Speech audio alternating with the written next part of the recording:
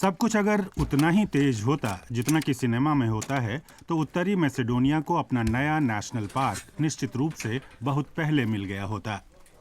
आज की शाम शार पहाड़ी की तलहटी में बसे ब्रतनित्सा गांव में इस काम में जरा भी वक्त नहीं लगा। फोसिना पांडुर्स्का हमेशा ऐसी मस्ती में नहीं होती। आज राजधानी स्कोपिये की इस पर्यावरणविद ने अपने हरे भरे पहाड़ों के बारे में एक फिल्म दिखाई है।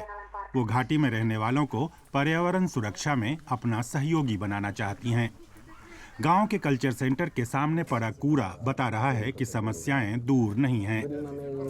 बैठक का आयोजन फ्रेंड्स ऑफ शार माउंटेन्स नाम के एक छोटे से एनजीओ ने किया है। उन्हें भी पता नहीं था कि उनके ऑफर को लोग स्वीकार करेंगे। पांडुर्स्का एक प्रशिक्षित पत्रकार हैं। वो जानती हैं कि पर्यावरण की रक्षा उनके देश की प्राथमिकताओं में नहीं है, लेकिन पांडुर्स्का को उम्मीद है कि लोग अगर चाहें तो भविष्य में प्रकृति के जन्नत शार पहाड़ियों की भविष्य में अच्छे से देखरेख हो सकती है। शो के बाद पांडुर्स्का और उनके साथी चर्चा जारी रखते हैं। 5 साल पहले यहाँ एक हाइड्रो पावर प्लांट बनाने का फैसला हुआ था। तब से ब्रातनित्सा के लोग अकेले ही इसके खिलाफ लड़ रहे हैं। लोग पूछ रहे हैं कि इन सारे सालों में फ्रेंड्स ऑफ द शार माउंटेन्स कहाँ था। बातचीत के बाद लोगों के गिले शिकवे दूर हो गए। ये जरूरी भी था क्योंकि शार पहाड़ों में ब्रातनित्सा जैसे कई गांव हैं। सबसे बड़े का क्षेत्रफल 80 गुना 30 किलोमीटर का है। हालांकि पिछले 20 सालों में इस बात के संकेत बढ़ रहे हैं कि यहाँ की सुंदरता खतरे में है।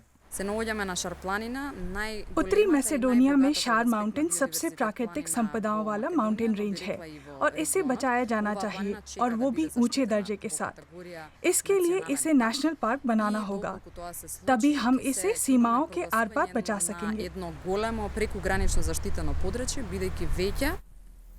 तेतेओ के करीब शार माउंटेन का इलाका ग्रीन बेल्ट का सबसे दक्षिणी हिस्सा है।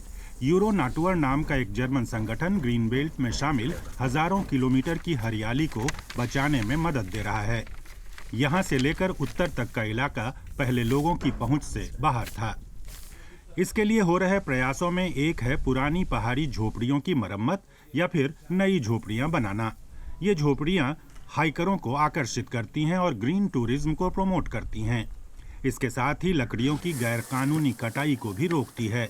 इस काम में यहाँ के गडरिये काफी मददगार हैं। इन्हीं में से एक हैं नासिर शमाइली। वे हमें ऐसी जगह ले जाते हैं जहाँ तक हमें ऑफ रोडर भी नहीं पहुँचा सकता था। सैलानियों के लिए इस तरह के टूर से नासिर की कोरोना महामारी आने से पहले कुछ कमाई हो जाती थी। गैर सरकारी संगठन रोजगार के ऐसे विकल्प बढ़ाना चाहता है। नासिर के परिवार के पास यहाँ 5000 भेड़ें हैं। उनका पनीर इलाके में काफी मशहूर है। निश्चित रूप से नासिर का कारोबार तभी कामयाब रह सकता है अगर यहाँ की प्रकृति भी सुरक्षित रहे।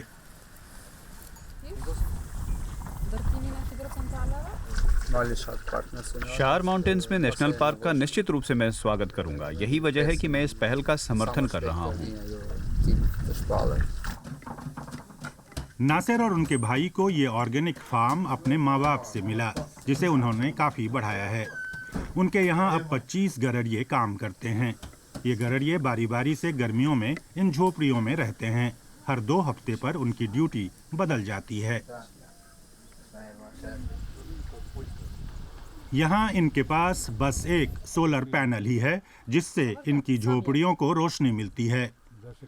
यहाँ पन बिजली घर के बारे में गडरिये क्या सोचते हैं? वह अच्छा होगा, फिर हमारे छोटे से गांव में बिजली आएगी।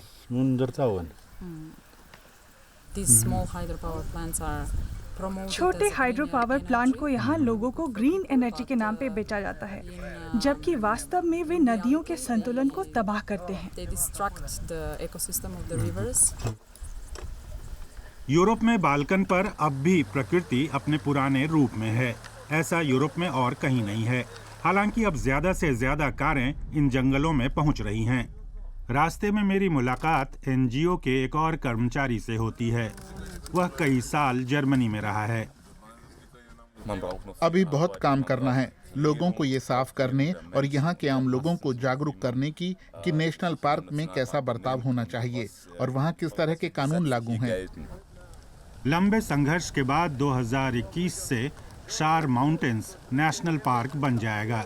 कागजों पर यह सपना तो सच हो गया, लेकिन बाकी सब कुछ यहाँ के लोगों पर निर्भर करेगा।